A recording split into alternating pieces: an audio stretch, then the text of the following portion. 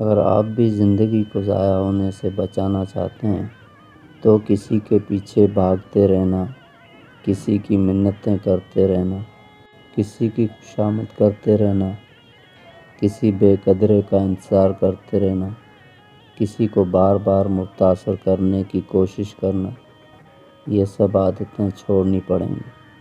اور اگر زندگی کو اچھے سے گزارنا چاہتے ہیں تو دعاؤں سے پہلے یقین رکھنا سیکھو، بولنے سے پہلے سننا سیکھو، لکھنے سے پہلے سوچنا سیکھو، ارادہ ملتوی کرنے سے پہلے ایک اور کوشش کرنا سیکھو، اور مرنے سے پہلے جینا سیکھو۔